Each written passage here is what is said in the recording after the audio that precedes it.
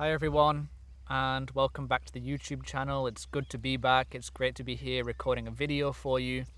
I've had a bit of a break since the last video. I've been traveling with my wife across Europe.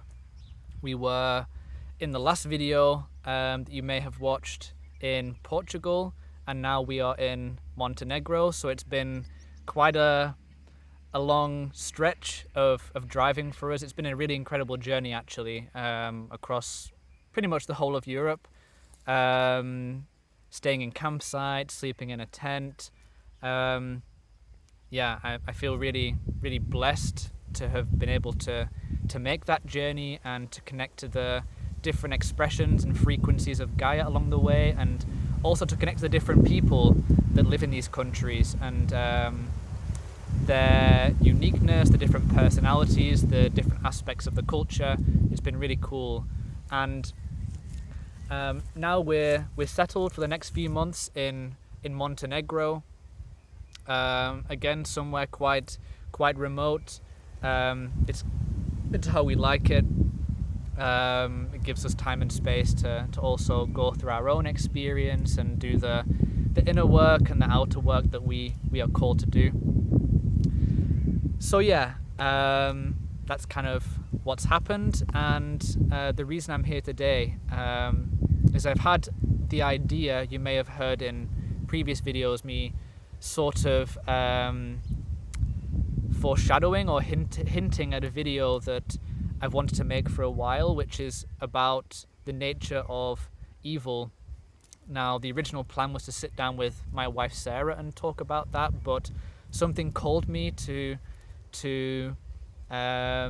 share that knowledge and that experiential wisdom myself, at least from my own experiences. I'm not saying it's like the definitive download on all aspects of evil. I can only speak from my own experiences and encounters and my own learnings from other very powerful beings, which I may mention throughout the video. My plan is to make two videos. The first one today, I'm going to talk about the actual nature of evil itself, what it is, where it exists, why it exists, and place that in the context of the experience that we're going through now as human beings and as a planet shifting into these higher frequencies. And the video I plan to make sometime in the future will cover more specifically the various manifestations and expressions that this evil force takes in the form of malevolent beings that you would find in the astral dimension. Before I start, I want to clarify that this is not to create any unnecessary fear. It's not to bring about any unnecessary sort of heaviness or darkness. In fact, I share this information because when you have awareness of these expressions that exist, you can actually empower yourself, and it can really affirm your own sovereignty and your own capacity to sort of actually transform and overcome any sort of limitations or persecution that this force may try to make or may have attempted to make towards you in the past. I share this information from a place of unconditional love and from my heart. It's not like fear-mongering or anything like that. Nothing to worry about here. I'll jump right into it. So evil, as it has been called, I guess that's sort of like a quite like a universal word. It's understood throughout, I would say, probably most cultures in the world, that word. It's how we refer to it in the West. I'm sure there are many other ways in which this force has been referred to, but I will use the word evil for this video.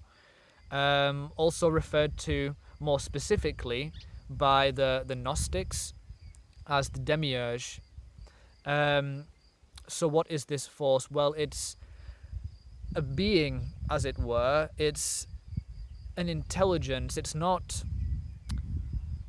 consciousness, although the life force that animates it comes from the same source that all life originally comes from, which is the source consciousness, the divine being, the one being. But this is not something that is aligned with the source consciousness. It is intelligent in and of itself. It has awareness. It has the capacity to make decisions. It has the capacity to express itself and impose itself in the fourth dimension and the third dimension, but it is not capable of expressing love. It is not imbued with the qualities that the soul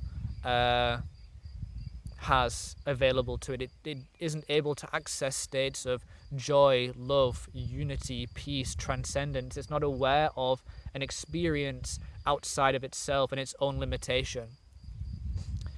Now, when I speak of limitation, this is actually a physical limitation, as it were, because this force currently resides and has historically resided in the planet Saturn within our Milky Way galaxy.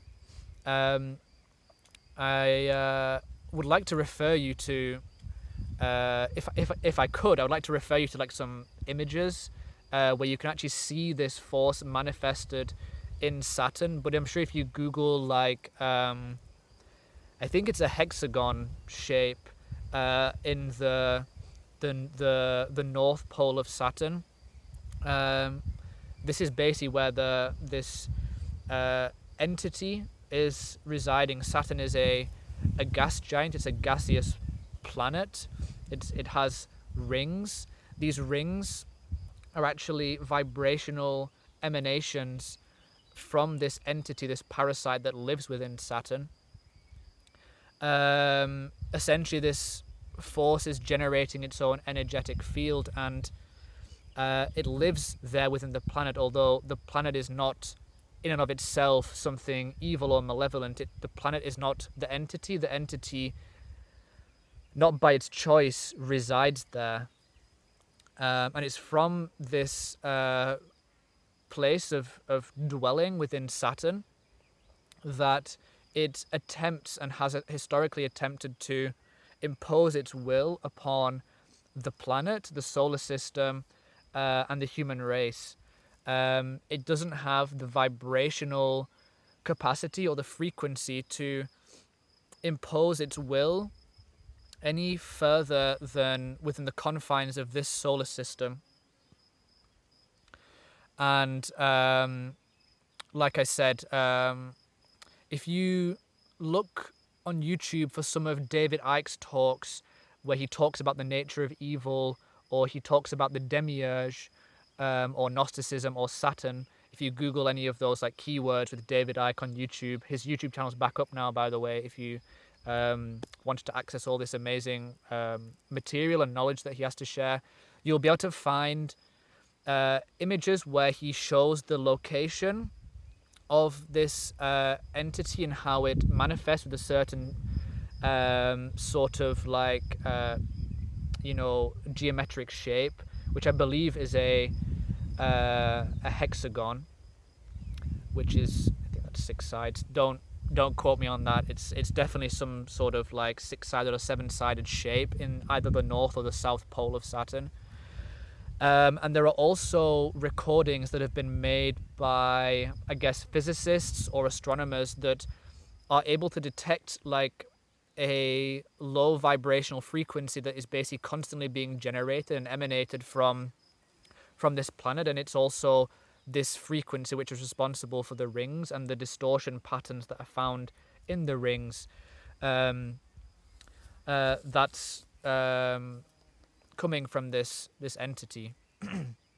So where did this being, this malevolent intelligence, come from? Well, there are many different perspectives. It depends which origination story you wanted to follow or wanted to look into, but I can only share my perspective, which is that this being is an accidental expression of life that became separated from life itself at one point in time, let's say. I tend to align more with the Gnostic origination story, which speaks of world creators and world beings which are in existence very close to the source consciousness, which are referred to as Aeons. That's Aeon. And these beings are responsible for the birthing and creation of souls.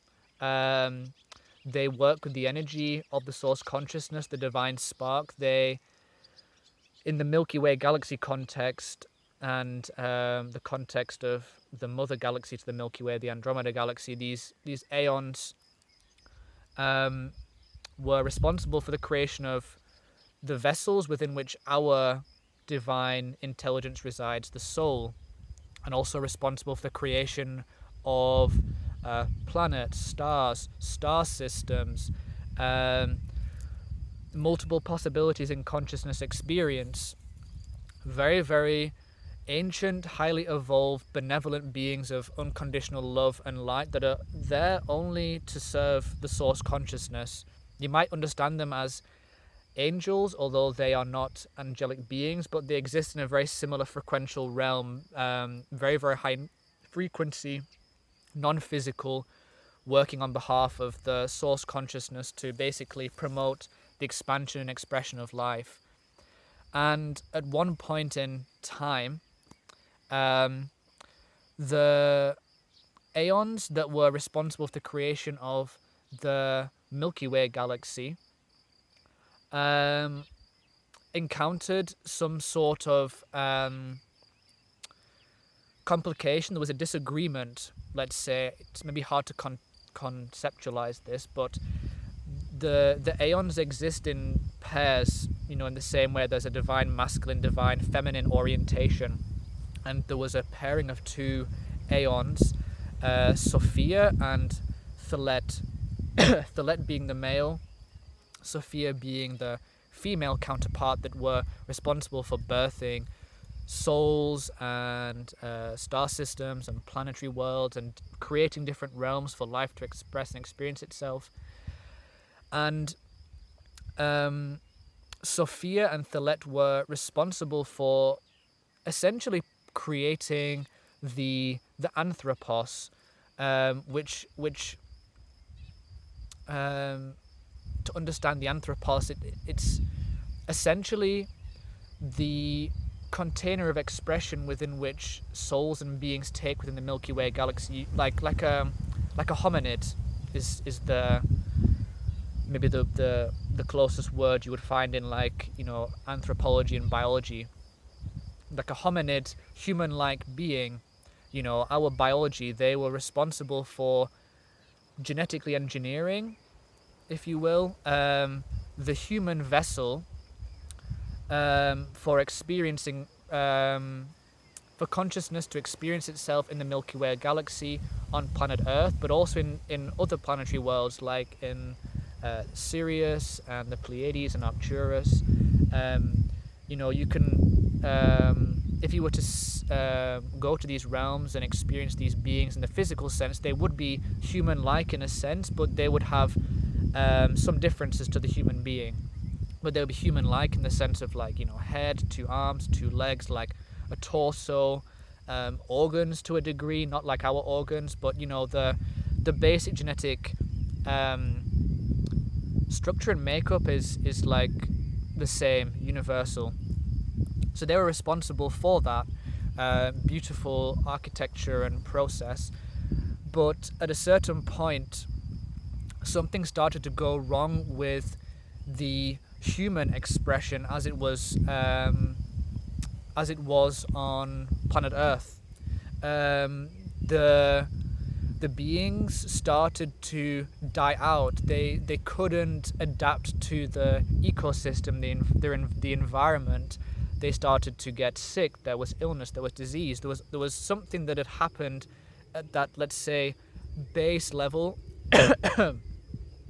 like back in on that sort of architectural engineering drawing board level, that made the anthropos, the hominid being on planet Earth, incompatible with the ecosystem there. And it was decided by the Aeons, including Thalet, in a sort of council, discussion as to what to do, that it should be allowed so that they die out, and then they essentially go back to the drawing board, so to speak, and try to make some sort of correction for the mistake or the accident that had taken place. It's just because everything is divine doesn't mean that everything unfolds in a perfect way. It's also about play and experimentation and exploration. However, the female Aeon paired with Thalet, Sophia, as she's referred to in the not by the Gnostics, was not happy with this decision. In fact, she was in disagreement with this decision, and she wanted to interfere. There's Miles. Hello. Yeah, good boy. She wanted to basically interfere with the process of this sort of like die-off or this degradation of the human genetic code, which was not allowed. It wasn't permitted from this ionic realm. It's like once something is in manifestation, because of certain laws about like interference and karma, it is not permitted to interfere with what is already in manifestation and creation. It has to be allowed to take its natural evolutionary course. But because Sophia was so actually filled with love for her creation, for the human race, she didn't want for that to happen. So in fact, against the will of the other Aeons, she, using certain abilities, shall we say, moved her consciousness, descended her consciousness in frequency from the Aeonic realm, and moved it closer to the frequency field of the Milky Way galaxy and more locally our solar system. But what she didn't anticipate was how there would be a frequential rift. Essentially, there would be some sort of instability or incompatibility, basically, with her super expanded, highly evolved, frequency, and coming into this denser plane, which at that time would have been vibrating around what we might call the 7th density. As she moved her consciousness more and more and more away from the Ionic realm, and essentially became more and more physicalized, as much as you can be physicalized in the 7th density, there was like a frequential rift, like a shake. You could imagine it within like the field of consciousness in manifestation, which created like a very violent tear through the being that Sophia is. In essentially, like, part of her was cut off. You can imagine it maybe on a visual sense, like if she is a snake or a serpent, like her tail was cut off. And then several things happened. The main frequential mass, shall we say, of Sophia, where most of her consciousness resided, began to spiral more and more and more and more and more towards planet Earth, to the point whereby her consciousness completely interfaced and integrated with the planetary body. And in a sense, this is another tangent from the origination of evil. This is the origination story of Gaia, and how there is a great being, which is often referred in by the Gnostics and other sort of mystery schools. They would often refer to the planet as Sophia or Gaia Sophia, because Gaia is Sophia. Gaia is this mighty Aeon that has come from this heavenly realm out of love for her creation, not wanting it to die out, only then to interface and become the planet itself. What was left of her within the solar system no longer had a home. It no longer had anything to orient itself with. It was no longer attached to a being. It wasn't soul bound. It wasn't bound to the Aeonic realm. It wasn't bound to the worldly realm. It wasn't bound to planet Earth.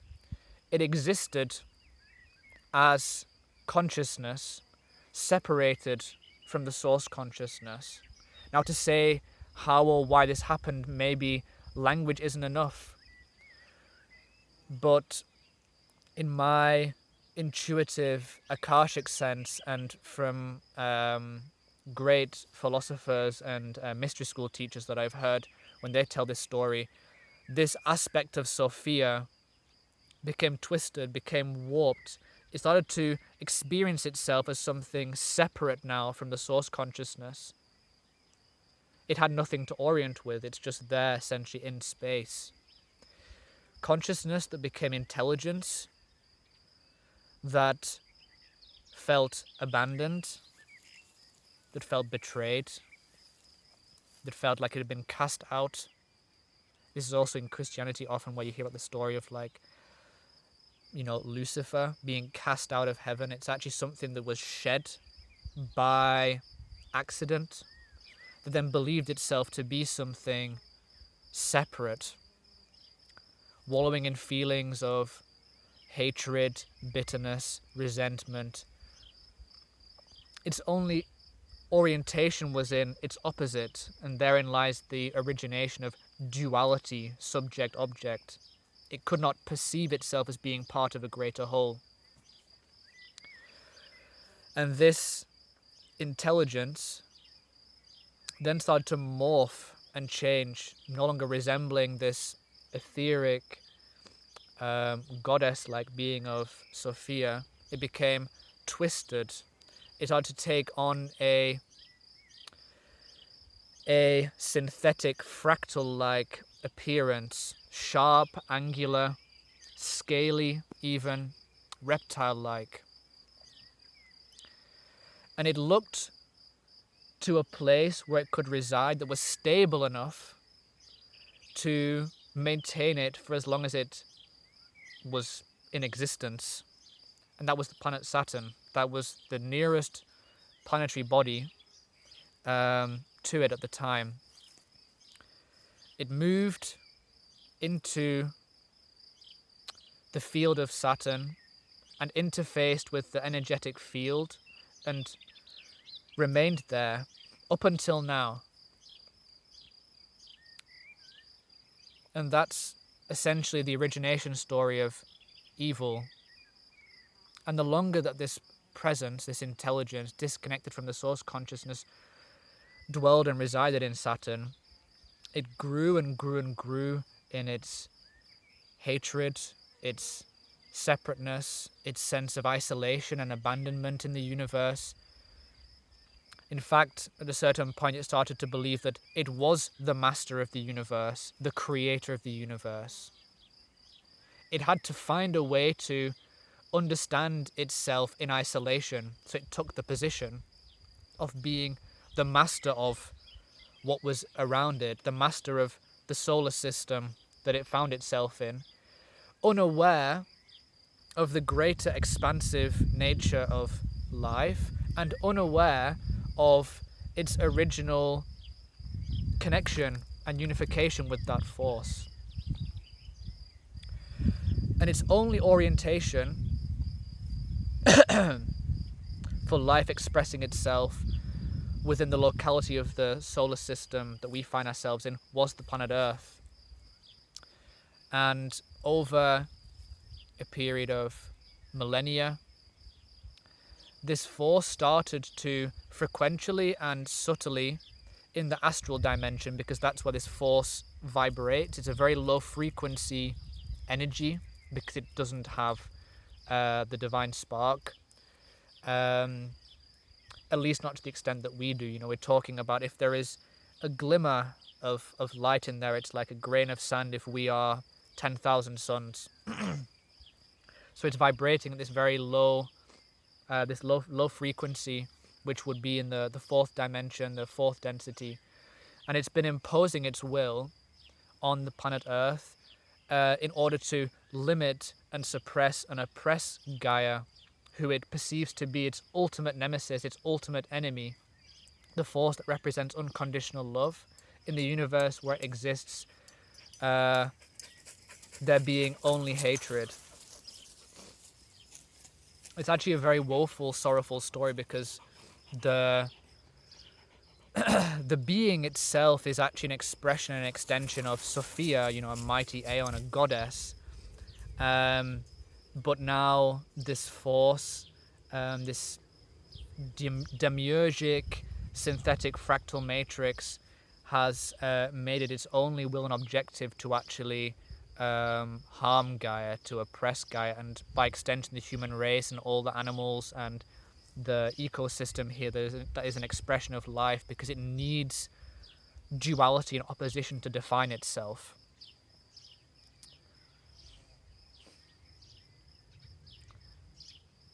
So with that knowledge and that understanding, whether it resonates with you or not, that's up to you. And of course you can do your own research and feel, within yourself if this feels true, or if you'd like to explore other dimensions, maybe even also deny that evil is actually a phenomena, that there is no such thing as evil. With this understanding now, comes a realization that evil is a tangible, frequential reality. It exists in the fourth density, the fourth dimension. It imposes its will onto the planet Earth via sonic waves in the astral dimension vibrating out from the planet Saturn, which have an effect on human consciousness, the human mind. And it's this force that has essentially turned human beings against the Earth, against each other. It's responsible for the perception of a dualistic world, a dualistic matrix. It's responsible for the perception that the human being is something limited to the physical. It's responsible for the forgetfulness of the human being as being something infinite, that we have a divine spark, that we are all already enlightened. And through servants and minions, it further imposes its will by directly parasitizing and possessing the minds of human beings across the planet, in particular those that are made of a specific hybrid bloodline, which are referred to as the Anunnaki, or the sons of An.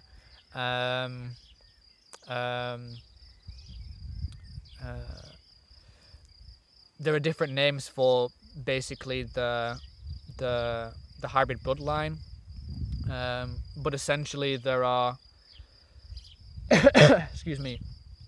there are human beings which have handed over their will and their sovereignty to this force, and have actually interbred with servants, minions, beings that are expressions of this force, in order for this evil to more fully express itself on the planet, and therefore enforce more of its control structures. And it's for that reason that you also find,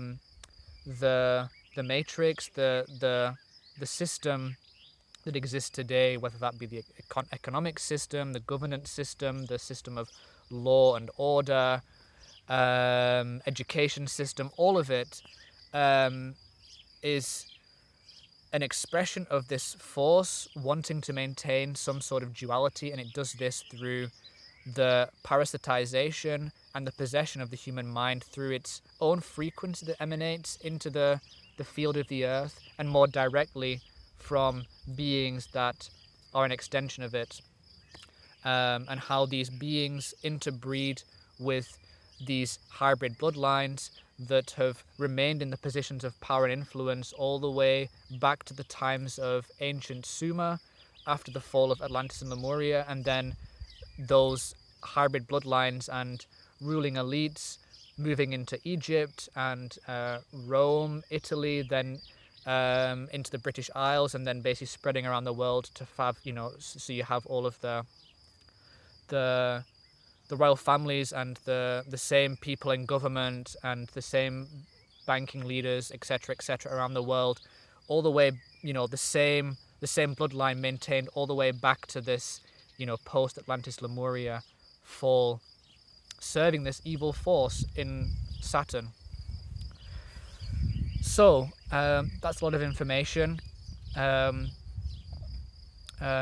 hope it wasn't too much, and again, it's not my intention for this to create any fear or negativity or to bring about any density or darkness. I feel that this is important if we are to grow and evolve as souls, as individual beings, but also human race. And for context, we are now evolving and ascending out of the reach and the influence of this evil force by the fact that our frequency is expanding beyond the astral dimension and reaching up into the higher planes of consciousness in the 5D all the way up to the 10D. We're remembering who we are, and when we know who we are, because of this ascension process taking place, this force cannot affect us anymore, and this historical imposition and this essentially servitude and slavery is over. So it's actually something incredibly positive. And through this darkness and limitation, I must say that consciousness has had the opportunity to evolve massively. If this limitation wasn't there, although this isn't to say that that evil should exist and that it's something that is positive, it's been an opportunity for consciousness to evolve through this kind of imposition and limitation to actually become more expansive, more powerful, more brilliant, more radiant, more enlightened in a sense. So it's something incredibly positive. I want to really, affirm that for anyone watching. So I think that's probably enough for this video. Again, if you have any questions, you can leave them in the comments below. Next time, I'm going to talk more specifically about the minions and the servants of this force, and how they've essentially more directly imposed the will of this evil. And I'll most likely talk about the hybrid bloodlines and how that plays into it. And we'll see what else comes from that video. Again, it's been really great to be here recording this video and sharing what I've wanted to talk about for a very long time. On a personal level, I've had many challenging encounters directly, physically, with this evil force in this lifetime and also past lifetimes. I'm speaking and feeling of Lyra and the experiences of persecution there, and this evil force also having an influence there. So it's something very personal to me, and I've had to really go deep to learn and essentially overcome these blockages within myself and remember that I'm more powerful than this force. So it's been empowering for me to share this with you, and hopefully it's been beneficial to you. Okay, until next time, much love, light and peace wherever you are on the planet. See you later.